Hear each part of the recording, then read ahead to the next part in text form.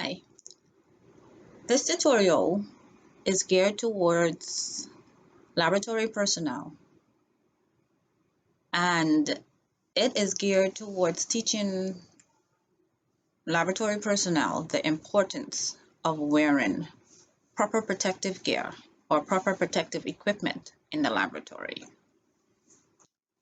In order to protect the health and welfare of laboratory personnel, as well as volunteer staff, and to strive towards compliance with international and local regulations, appropriate protective equipment is a required or mandatory compliance.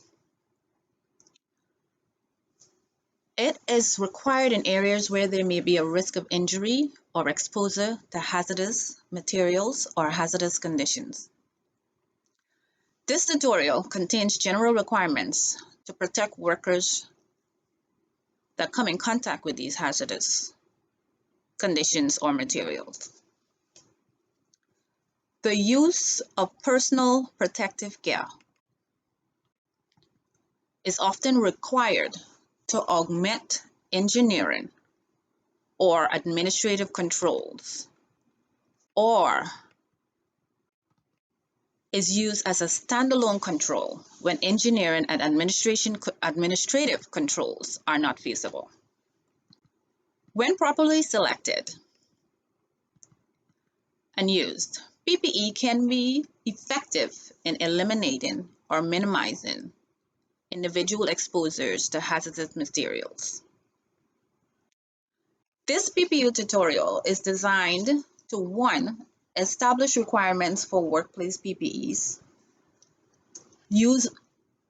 assign responsibilities for PPE implementation to all personnel regarding PPE, and complies with the OSHA personal protective device and other regulations.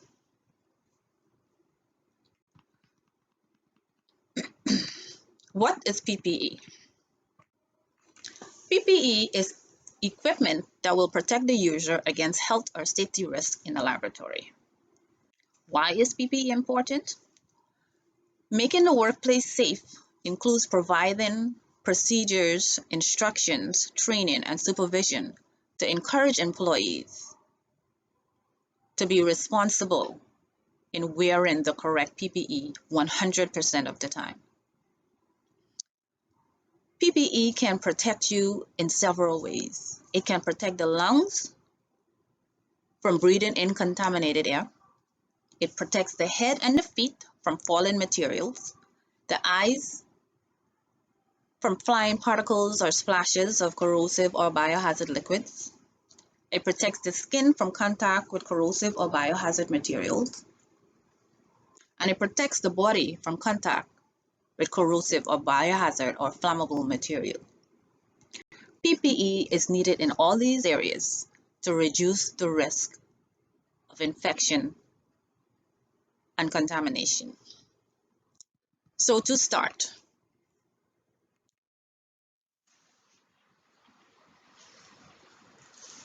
Learning objectives. After completion of this training video, the laboratory personnel will be able to recognize and describe the various types of personal protective equipment, PPE, and the specific protection that each provides. Describe and demonstrate skin protection measures, example clothing, gloves. Describe the appropriate materials and construction of personal clothing worn in the laboratory. Explain why PPE material and construction must be considered when selecting the proper PPE. Given a PPE selection chart, identify and select the proper glove, face mask, and lab coat, with material and construction in mind. For a laboratory operation or potential chemical or biological exposure 100% of the time. Select and wear appropriate PPE while in the laboratory 100% of the time. Minimize exposure to laboratory hazards and contamination by donning and doffing PPEs correctly 100% of the time. Be aware of potential hazards. Know the materials you are working with and what might go wrong. Make sure your equipment is in good shape before you start. Follow safety procedures. Wear appropriate clothing, gloves, and eyewear as appropriate. Use chemicals and other materials only as directed. Be cautious with sharps. Don't eat, drink, or chew gum in the lab. Wash your hands. Know what to do in an emergency. What preparedness should you follow? Who do you call? Should you evacuate? Where are the nearest exits? Report concerns. Make sure someone in authority knows about any accident, even a minor one. If you see a potential hazard that the laboratory needs to address, report it immediately. For many laboratory operations, the risk of chemical or biological exposure cannot be totally eliminated through the use of procedural control measures. For this reason, it is necessary to supplement such measures with the use of personal protective equipment, PPE, and apparel. Because PPE functions as a barrier between the laboratory worker and the chemical hazard, rather than by actually reducing or eliminating the hazard, its use must always be in addition to, and never as a substitute for, appropriate procedural control. PPE, what is it? Personal protective equipment, which includes lab coat, gloves, goggles, face masks, foot protection. Selection of personal protective equipment should be available in the laboratory SOP manual. Personal protective equipment is selected based on the hazard. The Laboratory Biohazard Personnel Protective Equipment document, which can also be found in a SOP, can be used for this purpose in the laboratory and will help assign the proper PPE based on the hazard. A PPE chart similar to the one on the previous slide can also be used. Note: careful consideration to street clothes must be given when working with potential fire hazards such as flammables, reactives, or pyrophorics. Synthetic fabric street clothes are not appropriate for these applications, and all cotton or fire-resistant lab coats must be utilized. Eye protection. Appropriate PPE for the eyes is required whenever there is a reasonable probability that the eyes could be exposed to chemicals. Vented safety goggles are the preferred eye protection to be worn when chemicals are handled in the laboratory. These must be worn over prescription glasses. All protective equipment for the eyes must bear the stamp Z87, which indicates that it meets the performance guidelines established by the American National Standards Institute in ANSI Z87.1, Practice for Occupational and Educational Eye and Face Protection. Face shield.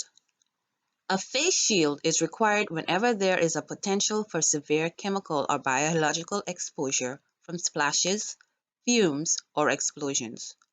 Because a face shield alone does not adequately protect the eyes, it must be worn over safety goggles. In general, any operation that requires a face shield must be conducted inside a hood with the sash down as an additional barrier. Hand safety.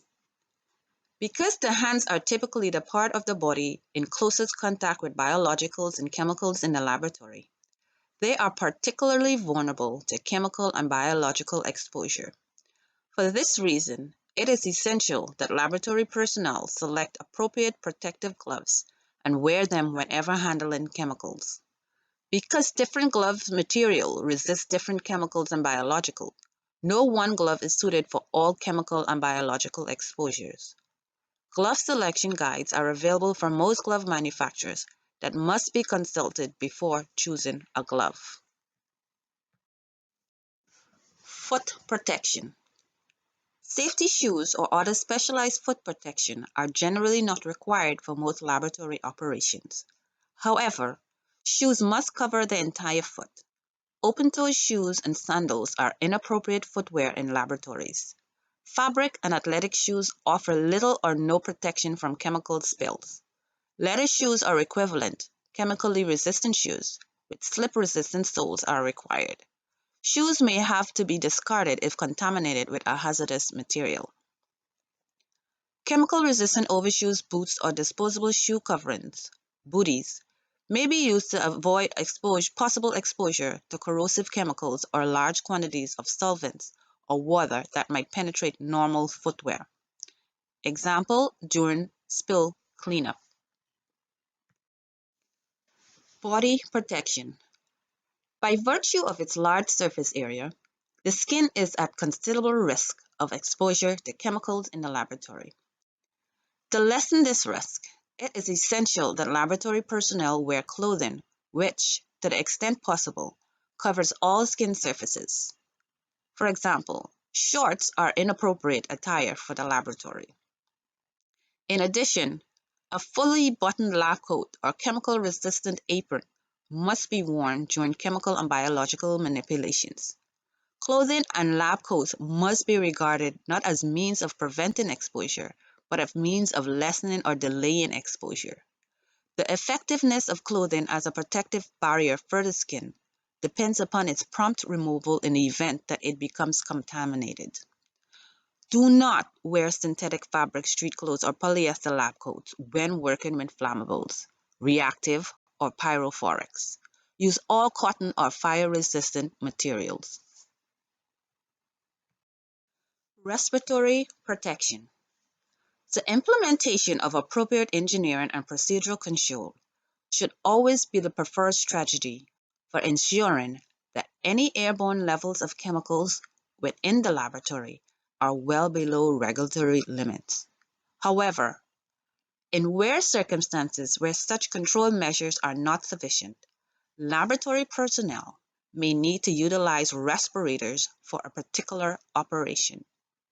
In such instances, personnel must participate fully in a hospital's respiratory protection program, which require a medical evaluation, respirator fit testing to ensure that the respirator properly fits the person's face and there are no leaks which may lead to chemical exposure, and training prior to respiratory use. In conclusion, PPE ensures personal safety in the laboratory. PPE can save your life, protects you and your co-workers, protects laboratory equipment, prevents cross-contamination, ensures accurate record keeping. Most importantly, it helps the facility and the profession.